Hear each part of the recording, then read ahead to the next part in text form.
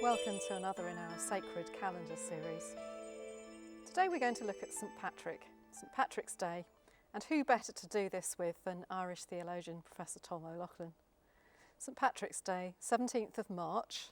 Can you tell us a bit about the significance of it? Well, there's a funny thing about many early medieval saints like Patrick, that we know very little about their lives, but the one thing we can be pretty sure of is the date of their death, because from the very date of the death, that's then celebrated year in, year out, and the anniversary is kept. So when did St Patrick live? The best we can do is to say probably middle of the 5th century. What do we know of him? Definitely came from Britain, because he says that. Definitely saw himself as a Roman citizen. Definitely operated in Ireland as a missionary. Later, definitely a bishop, but then he got into trouble with other bishops because he has to write a letter to try and explain his position. And he was probably someone who believed that the end of the world was nigh. There's a lot of evidence that he's preaching a message that's at odds with mainstream Christianity. And the ordinary bishops in Ireland are saying, well, Christianity is about living life, and then the end will come at some very future time that only God knows. But Patrick is preaching that it's going to come very soon. He actually changes the phrasing of the creed to say at the end, which is soon to come. So he saw himself as in the end times. He saw himself as in the end times, and that leads him into conflict with the other bishops, and then he has to justify himself. But the one thing we can be certain of is that he died on the 17th of March, and hence St Patrick's Day. The curious thing is, how did Christianity, which came to Ireland probably through slaves brought from Roman Britain, and we know that in 431 the Pope at the time actually has to send a bishop, Bishop Palladius. He sends him to Ireland to look after those in Ireland who are believers in Christ. And this sending a bishop from inside the Roman Empire to outside it, this is something that happens when the churches inside the empire knew that there were slaves who needed ministry and had been taken beyond the bounds of the empire. So Christianity comes to Ireland with traders and slaves, and yet the memory of Patrick is the one who single-handedly, in a great miraculous event, which is paralleled and built up on the image of Moses before Pharaoh in Egypt in the book of Exodus, converts Ireland single-handedly. And gets rid of the snakes. And that comes even later again.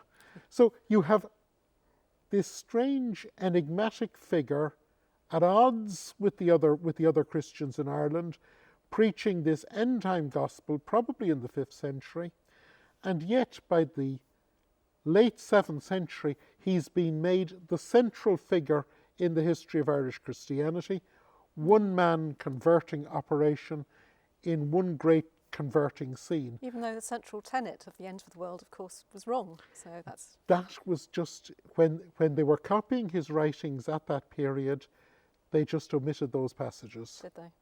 And the great theologian of that period is a man called Muirchú, one of these forgotten geniuses. He needs a great patron saint for the Irish. He needs a great patron saint for the Irish because he wants to unite.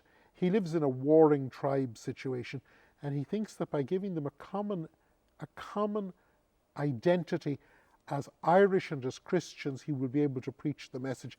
They shouldn't be fighting with one another. He also looks to the church in France, and the church in France has an elaborate history that shows it had a great saint leading it. It's got apostolic roots. It can look back to its past. He looks back to the history of his own church. It has none of these things. He needs to give it an apostolic foundation. And he also knows that, how did Christianity come to Ireland? When he reads Gregory of Tours, he hears of the great conversion of the Franks. Well, was there no great event in his own history? So he needs to create a history that makes his church, and he sees that church as involving the whole island of Ireland. He's in fact the first Irish person who thinks of the Irish as the inhabitants of the island. So he needs a single figure. What named figure has he that he can give that talks about the early history of Ireland? There's only one. He has two short documents by Patrick, and he takes these, he removes the slightly awkward things, and he turns him into the ideal 7th century bishop, imagines him there in the early 5th century, and then, well, what's the story of Ireland's conversion? Well, he knows two things about conversion.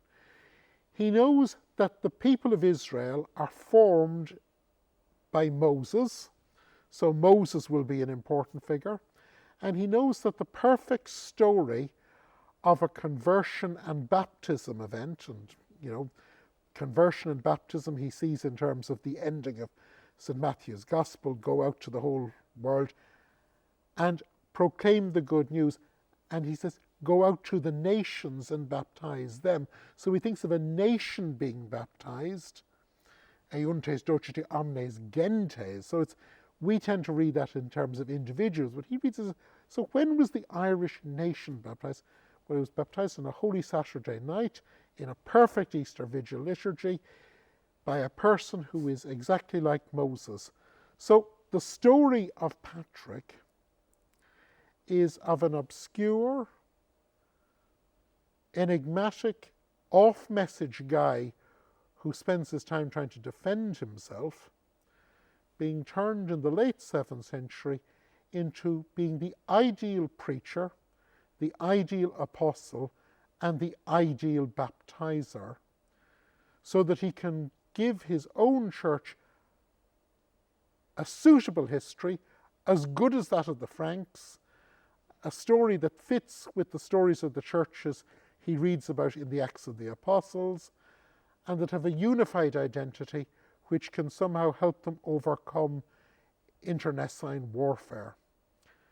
And of course, once you get such a perfectly formed saint, you have a story that will last. So Patrick then, generation after generation, add to the story. By the 11th century, he's got his shamrock and he's driven out the saints. And then he becomes synonymous with Ireland. And so it he's then becomes the perfect multi-purpose saint. He's the perfect multi-purpose saint. Yeah. And so I think Muirchú would chuckle that he becomes the 17th of March. He creates a perfect saint to give Irish people a corporate sense of identity.